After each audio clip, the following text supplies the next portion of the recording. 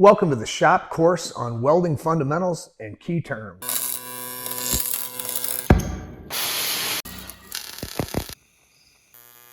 Now let's talk about some metal terminology. Base metal is a term that describes the material that we're welding on or the material that we're joining together. And filler metal describes the metal that's being added to the joint. Some metals are used in their pure form, but most metals are an alloy or a combination of different metals and nonmetals that are put together to achieve different properties. Those properties include strength, corrosion resistance, and many others that we'll talk about through this video. Metals are often referred to as being wrought or cast. Wrought alloys are those that are made by pressing, bending, forming, rolling, or other mechanical means.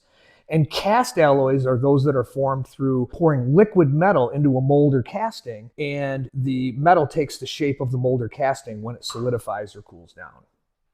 Base metals are generally referred to in two thickness groups.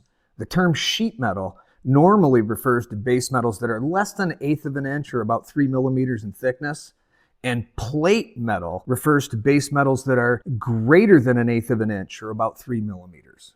The term weld joint is used to describe where our base metals intersect or come together.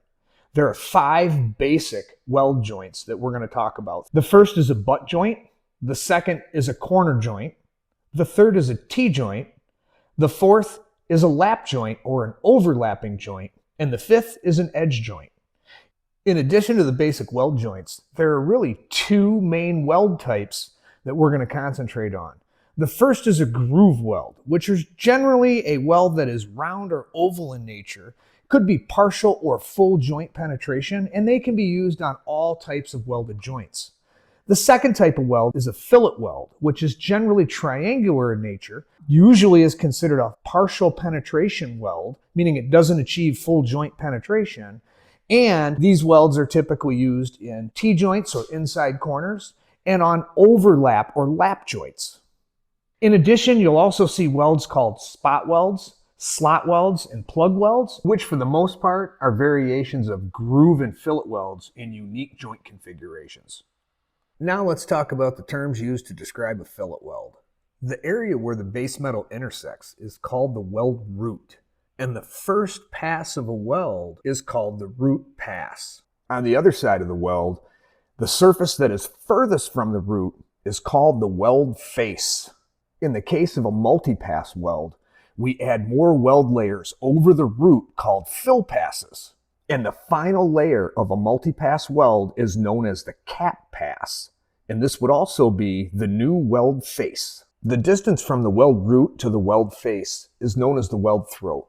And this determines the strength of a fillet weld. The term weld toes refers to the area where the weld face intersects with the base metal. And on a fillet weld, the distance from the weld root out to each toe are known as the weld legs.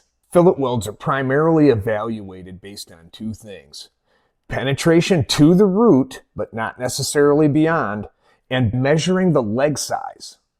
This macro etch or cross-section of a fillet weld clearly shows that the penetration goes beyond the joint or the outermost area where those 2 pieces of metal intersect. So this would be considered a pass. On the other hand, this cross-section clearly shows a hole right at the area where the base metal intersects, and that would be lack of fusion to the root, which is a discontinuity that is failable, and this is a weld that does not and cannot achieve full strength. Another way that fillet welds are evaluated is based on their profile.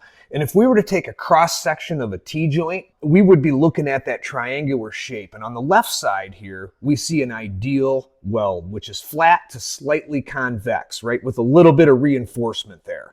On the other hand, a weld can be slightly concaved, but because the fillet weld achieves most of its strength from the throat size, right, the distance from the root out to the face, a concave weld must be slightly oversized to achieve the same strength as a flat to slightly convex weld. Okay, and like everything, we can take fillet welds to the extreme.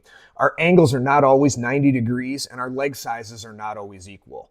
In some cases, we may have a leg size where one dimension is greater than the other, which would be called an unequal leg fillet. And this is common when we have two different material thicknesses, or we have a special application and design requires that shape to transfer stresses through the material.